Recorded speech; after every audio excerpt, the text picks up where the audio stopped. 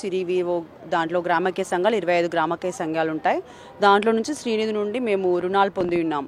ఆ శ్రీనిధి రుణాలను మేము నెలవారీగా చెల్లింపులు చేసేవాళ్ళం. మేము 2019లో నుండి తీసుకున్న వాళ్ళు ఉన్నారు, 2021లో తీసుకున్న వాళ్ళు ఉన్నారు, 22లో కూడా తీసుకున్న వాళ్ళు ఉన్నారు. అవి మేము రీపేమెంట్ చేసేవాళ్ళం. రీపేమెంట్ చేస్తున్న టైంలో ఏమైందంటే అవి శ్రీనిధి ఖాతాకి ట్రాన్స్ఫర్ అవ్వలేదు. శ్రీనిధి ఖాతాకి ట్రాన్స్ఫర్ చేస్తలేరంటే మా వివో ఎన్పిఏ రావడం జరిగింది. వివోకి బకాయి వచ్చింది. బకాయి రావడం వల్ల ఆడిట్ మా సభ్యులందరం మేము ఒప్పుకొని సభ్యులందరం తీర్మానం తీసుకొని ఆడిట్ పెట్టుకున్నాం. ఆడిట్ పెట్టుకుంటే ఆడిట్లో 13 లక్షల చిల్లర అమౌంట్ బకాయి తేలింది. ఆ బకాయి వివోఏ పద్మ గారు నేనే వాడుకున్నాను, నేను చెల్లిస్తానని చెప్పింది. ఫిబ్రవరి 25వ తారీఖు తీర్మానం రాశారు. నేను తీసుకున్న డబ్బులను 3 దఫాలుగా చెల్లించేస్తాను మీకు అనేసి తీర్మానం రాసిచ్చారు. అంటే ఎప్పుడు జనవరి 25కు మాకు తీర్మానం రాశారు. ఈ ఫిబ్రవరి 19వ తారీఖు 2 లక్షలు, మార్చిలో మిగతా 11 lakhs 11 లక్షలు, మళ్ళీ మిగతా అమౌంట్ నేను ఎప్పుడు అంటే పావుల వడ్డీలు ఇవ్వాలి కదా, అవి మేము జూన్ వరకు తిరిగి కట్టేస్తానని మాకు తీర్మానం రాసింది. తీర్మానం రాసిన తర్వాత ఫిబ్రవరి 10వ తారీఖున మాకు ఆమె నోటీసులు జారీ చేసింది.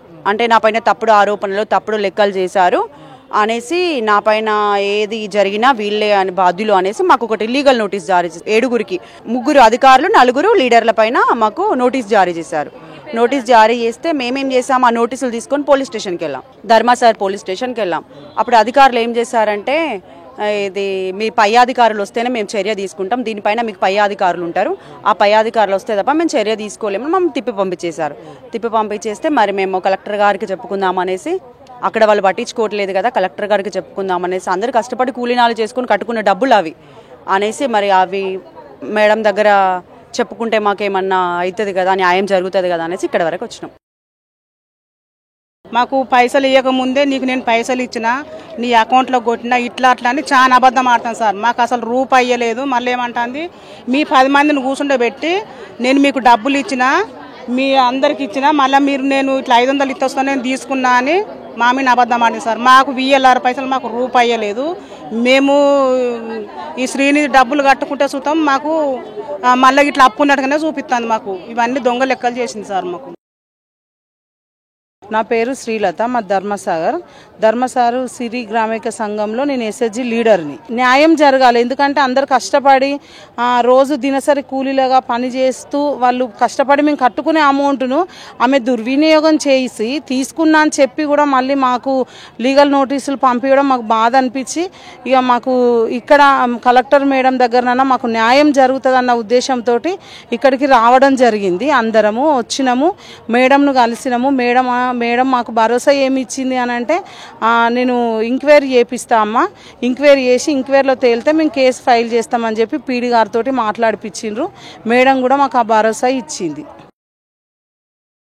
నేను DRDO హన్మకొండ, నా పేరు M. శ్రీను. ఇప్పుడు ఈరోజు ధర్మసాగర్కు సంబంధించిన మహిళా సంఘాల సభ్యులు గ్రీవెన్స్లో జిల్లా కలెక్టర్ గారిని రాతపూర్వకంగా ఒక అభ్యర్థన ఇస్తూ, వారు ఏంటంటే శ్రీనిధికి సంబంధించి వారు తీసుకున్న అప్పులకు సంబంధించిన రికవరీ డబ్బుల్ని తీసుకొని వారు సొంతానికి వాడుకొని వివోఏ పద్మ శ్రీనిధికి ఆ డబ్బు రికవరీ డబ్బును దానికి జమ చేయలేదని చెప్పేసి దాదాపు 13 లక్షల పైచిలకు సొంతాన్ని వాడుకుందని చెప్పి ఫిర్యాదు చేయడం జరిగింది.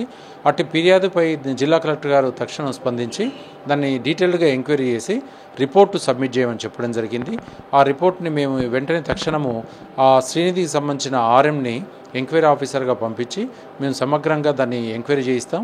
ఒకవేళ వారు చెప్పినది వాస్తవమని తేలినట్లయితే వారి మీద సెర్ఫ్ నిబంధనలు మరియు రికవరీ యాక్ట్కి సంబంధించిన క్రిమినల్ యాక్ట్ను కూడా మేము వారి మీద పెట్టి తగు చర్యలు తీసుకోవడం జరుగుతుంది.